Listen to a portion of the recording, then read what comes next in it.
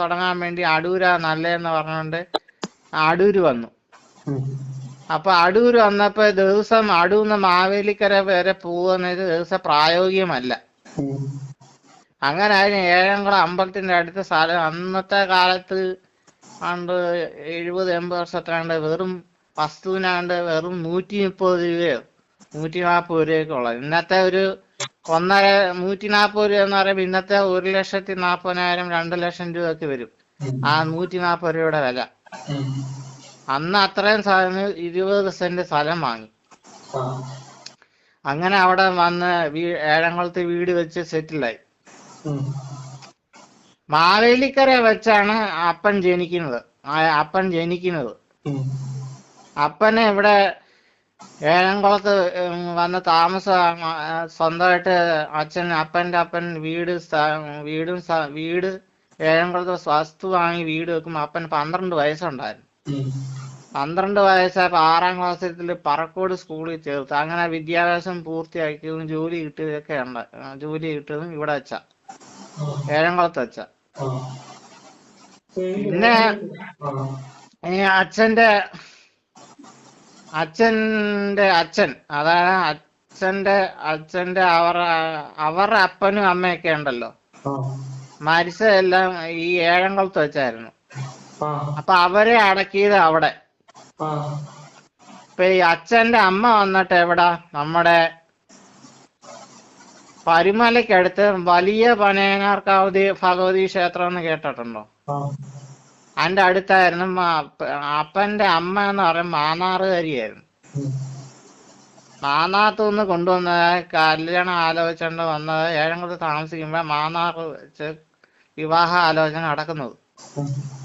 അങ്ങനെയാണ് അപ്പന്റെ അമ്മ വിവാഹം കഴിച്ചുകൊണ്ട് ഇവിടെ വരുന്നത്.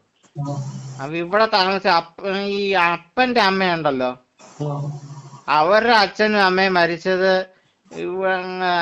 കൊണ്ടുവന്നപ്പോ ഇവിടെ വെറുതെ മക്കളെ കാണാൻ വേണ്ടി ഈ അപ്പന്റെ അമ്മയെ കാണാൻ വേണ്ടി വരുമല്ലോ. അവര് രണ്ടുപേരും മരിച്ച്. അപ്പൊ അവര് രണ്ടുപേരും മരിച്ചത് ഇവിടെ വെച്ചാ ഏഴംകുളത്ത്. അവരെ അടക്കിയത് ഈ സ്ഥലത്താ. അപ്പം ഈ അപ്പന്റെ അമ്മയ്ക്ക് ആദ്യമേ ജനിച്ചത് ഇവർക്ക് മൊത്തം ഞാൻ പറയട്ടെ ആരൊക്കെയായിരുന്നു: സന്തോഷ് ചിറ്റപ്പൻ, വേണു ചിറ്റപ്പൻ, ജയന്തിയത്ത, പിന്നെ ബാംഗ്ലൂരിലെ പ്രീതാക്ക, ബാംഗ്ലൂരിലെ രത്നം, പിന്നെ മദ്രാസിലെ പൊന്നുവത്ത, പിന്നെ 6 ഇവര് അപ്പൻ. 7 മക്കളായിരുന്നു. 7 മക്കളില് മൊത്തം 10 മക്കളായിരുന്നു. ആദ്യമേ അച്ഛന് മൂത്ത പെങ്ങള് താമസിക്കുന്നത് മദ്രാസില്. അവരുടെ ഇളയത് 2 പെൺമക്കളാണ്. അവര് രണ്ടുപേരും ചെറുപ്പത്തില് മരിച്ചുപോയി. ഈ എങ്ങനെ അസുഖം വന്ന് മരിച്ചു. അവരെ അടക്കിയത് ഇവിടെ. ഇവർക്കൊന്നും മരിച്ചപ്പോഴൊന്നും അന്ത്യകർമ്മങ്ങളൊക്കെ ചെയ്തിട്ടില്ല. കാരണം നമ്മളെ മോക്ഷം കൊടുക്കാനുള്ള കർമ്മങ്ങളൊന്നും ചെയ്തിട്ടില്ല. അപ്പൊ ഈ ഇവരുടെ ആത്മാക്കളെല്ലാം എല്ലാവരും അടക്കി ഇവിടെ ആണല്ലോ. അപ്പൊ അവിടെ എല്ലാം അടക്കിയതുകൊണ്ട് ഇവിടെ അവിടെയൊക്കെ വിളക്ക് കത്തിക്കുമായിരുന്നു. നമ്മുടെ മരിച്ചു കഴിഞ്ഞിട്ട് വിളക്ക് കത്തിക്കുന്നത് ഈ അസ്ഥികളൊക്കെ കൊണ്ട് വെച്ചിട്ട് നമ്മള് വിളക്ക് കത്തിക്കത്തില്ലേ? അത് വെച്ചിട്ട് അസ്ഥിയൊക്കെ കൊണ്ട് ഒഴുക്കണമല്ലോ. അസ്ഥികളെ ചിലതൊക്കെ ഈ അവർ അച്ഛന്റെ അമ്മയുടെ ഒക്കെ മരിച്ചപ്പോഴൊക്കെ നമ്മുടെ കലശം, അതായത് അസ്ഥി സൂക്ഷിക്കുന്ന കുടമൊക്കെ ഉണ്ടല്ലോ, അതൊന്നും കിട്ടിയിട്ടില്ല. അപ്പൊ ആ കിട്ടിയ കുഴിച്ചെടുത്തൊന്നും കണ്ടില്ല. അപ്പൊ അതൊക്കെ മിസ്സായിപ്പോയി, കാരണം കിട്ടിയില്ല. അത് ആ ആത്മാക്കളൊക്കെ നമ്മൾ പുണ്യനദിയില് കൊണ്ട് ഒഴുക്കി നല്ലപോലെ കർമ്മങ്ങളൊക്കെ ചെയ്താലേ മോക്ഷം കിട്ടും. ആത്മാക്കൾക്ക് മോക്ഷം കിട്ടത്തുള്ളൂ. അങ്ങനെ ഒരുപാട് ചാവുക്കള്. അപ്പൊ എന്റെ അടുത്ത് ഇങ്ങനെ വലിയ തിരുമേനി പോയി കണ്ടപ്പോ പറഞ്ഞു ഇങ്ങനെയൊക്കെ സംഭവം ഉണ്ടായെന്ന് ചോദിച്ചു. പിന്നെ ജയന്തി എന്ന് പറഞ്ഞ പെങ്ങളുണ്ടോന്ന് ചോദിച്ചു. ഒരു പെങ്ങള് റാന്നി അല്ല. അത് കൂടാതെ ഈ ഇടയ്ക്കെങ്ങനെ ഒരു മരണം നടന്നത് 2009 ഞാൻ കോന്നി ITI പഠിക്കുമ്പോഴാണ് നമ്മുടെ അച്ഛന്റെ പെങ്ങള് റാന്നി 3 ആൺമക്കളാ. അത് ഏറ്റവും ഇളയ ആള് ആറ്റില് മുങ്ങി മരിച്ചപ്പോ അത് ദുർമരണമല്ലായിരുന്നു. ആ 1 വർഷം കഴിഞ്ഞപ്പം ഈ പൂജ തടഞ്ഞ് തിരുമേനി ചോദിച്ചു, ഈ ഇടയ്ക്കാണ് ഇതുപോലെ അപമൃത്യു വല്ലതും ഉണ്ടാവുകയും. ഞാൻ പറഞ്ഞു, ഒരു പെങ്ങളുടെ മോനുണ്ട് ഇങ്ങനെ ആറ്റി വെച്ചാൽ മരിച്ചു. അവരുടെ ആത്മാക്കളെല്ലാം ഒന്നിച്ചു കൂടിയിട്ടുണ്ടെന്ന് ആ സ്ഥലത്ത്, ഏഴംകുളത്ത്. അതായത് നിങ്ങളുടെ പൂർവികരായിട്ട് ആത്മാക്കൾക്ക് ചെയ്യേണ്ട രീതിയിൽ അന്ത്യകർമ്മങ്ങൾ ചെയ്തിട്ട് അവർക്ക് മോക്ഷം കൊടുത്തിട്ടില്ല. എന്താന്ന് വെച്ചാൽ അസ്ഥികളും അവർക്ക് യഥാവിധ പൂജകളും നടത്തി മോക്ഷം കൊടുത്തിട്ടില്ല. ആ ആത്മാക്കളുടെ ശാപം എല്ലാം നിങ്ങളുടെ നേരെ വരുന്നെന്ന് പറഞ്ഞു. ആ ശാപം എല്ലാം കടപ്പുണ്ടെന്ന് പറഞ്ഞു. പിന്നെ ഒരു ചിറ്റപ്പനുണ്ട്, അച്ഛന്റെ അനിയൻ. അയാള് വിഷം കഴിച്ചാ മരിച്ചത്. വിവാഹം കഴിച്ചത് മുണ്ടക്കായൻ കയറിയായിരുന്നു. പക്ഷെ അവര് കാസ്റ്റ് മാറിയിട്ട് ജാതി മാറി ബന്ദിക്കോസായി. അപ്പൊ അവര് പന്തളത്ത് മാന്തൂല താമസിക്കും. മൂത്തവന് 2 പിള്ളേരെ വിഷമടിച്ച് മരിച്ച ചിറ്റപ്പന് 2 മക്കളാണ്. വേണു ചിറ്റപ്പന്. ഒന്ന് ആതിരയെന്നും ഒന്ന് അവന്റെ പേരെന്തോന്നു ഓർക്കുന്നില്ല, ശ്രുതീഷ്. 2 അവന് ഇളയവന് കല്യാണം കഴിച്ച്. മൂത്ത പെണ്ണ അത് കല്യാണം കഴിച്ചില്ല. 28-25 വയസ്സുണ്ടെന്നു. ഇപ്പൊ മുംബൈയിലാണ്ട് നേഴ്സാ. അങ്ങനെയുണ്ട്. 2 പേരുടെ മരണവും അപമൃത്യുവായിരുന്നു.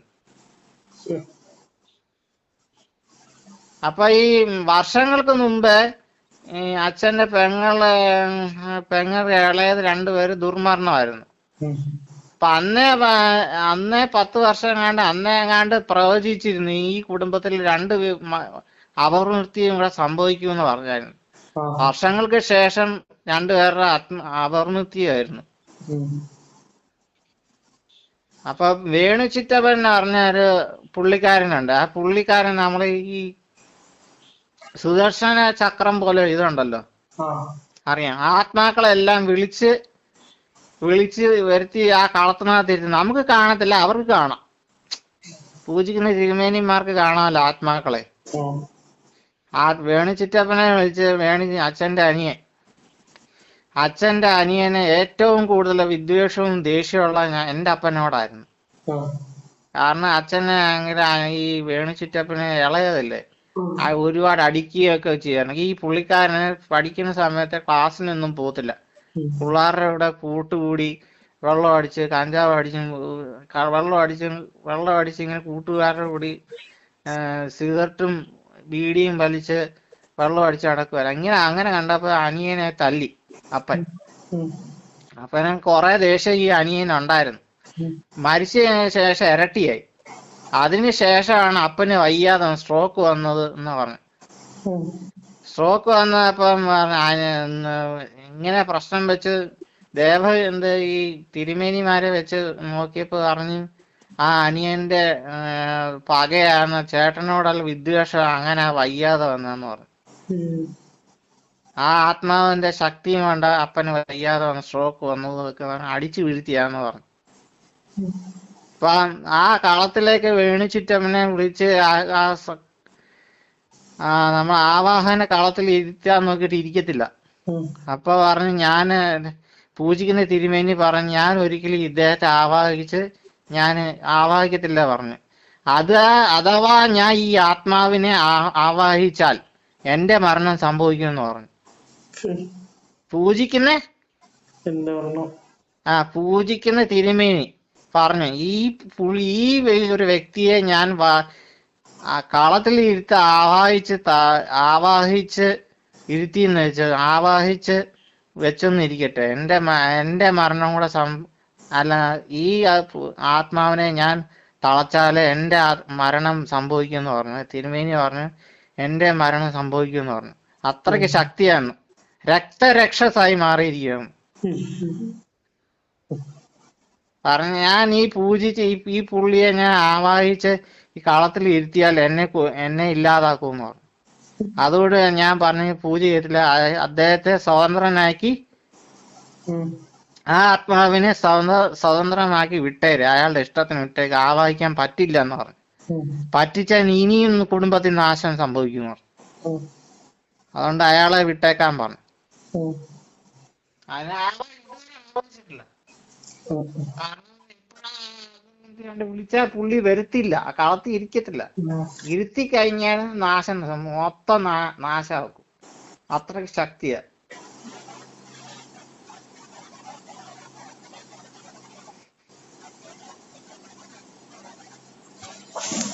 ഈ രക്തരക്ഷസ് എന്ന് പറഞ്ഞ എന്തുവാ?